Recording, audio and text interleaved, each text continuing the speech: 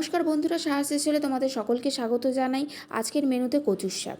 কচু শাক বানানো খুব সহজ। এই যে কচুটাকে ছুলে নিয়ে ডুমো ডুমো করে কেটে নিয়েছি। এখানে এখন এটাকে পরিষ্কার করে ধুতে হবে, কারণ কচুর মধ্যে খুব নোংরা থাকে। তো ধুয়ে আমি জল ঝরিয়ে রেখেছি। এবার প্রেশার কুকার নেব, প্রেশার কুকারে জল দিয়ে দেব, এরপর কচুগুলোকে এটার মধ্যে ঢেলে দেব। আমি প্রেশার কুকারে এটাকে একটা কি দুটো সিটি দিয়ে নেব, যাতে কচুটা একদম নরম হয়ে যায় আর এর ফলে কচুটা গলায়ও ধরে না। যাই হোক, এটা এখন প্রেশারে বসিয়ে দেব, গ্যাসের ওপরে বসিয়ে দিয়ে জ্বালিয়ে দিই গ্যাসটা। এবার লবণ দিয়ে দেব আর একটু হলুদ দিয়ে দেব। হলুদ দেওয়ার কারণ হচ্ছে কচুটা কালো হয়ে যাবে না, এটা রঙটা ঠিকঠাক থাকবে বা হলদে একটা রঙ আসবে।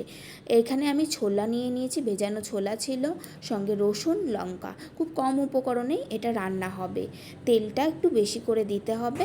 যাই হোক, আমার প্রেশারটা সেদ্ধ হয়ে গেছে। এদিকে আমি তেল বসিয়ে দিয়েছি, গরম হয়ে গেছে, তেজপাতা দিয়ে দিয়েছি।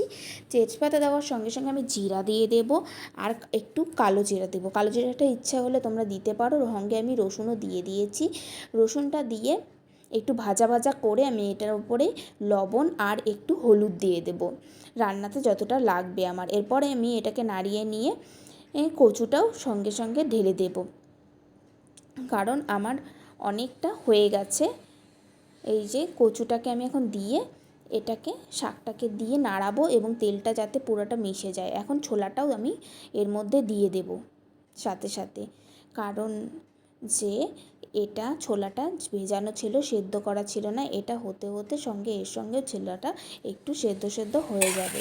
তো দেখো, এটা নাড়াচাড়া করতে করতে কী সুন্দর মিশে গেছে, জলটা টেনে গেছে আর হয়ে গেছে। খুব কম টাইমের মধ্যে এটা হয়ে যায় আর চটজলদি খুব মুখরোচক খাবার। তোমরা করো এবং ভাতের সাথে খেয়ে আমাকে জানিও কেমন লেগেছে। তো আজকের মতো এখানেই, টাটা। সবাই চ্যানেলটাকে অবশ্যই সাবস্ক্রাইব করে দিও, সাথে থেকো আর বেল আইকনটা অবশ্যই প্রেস করে দিও, তাতে আমার নতুন নতুন ভিডিওগুলো তোমাদের কাছে পৌঁছে যাবে। Thank you.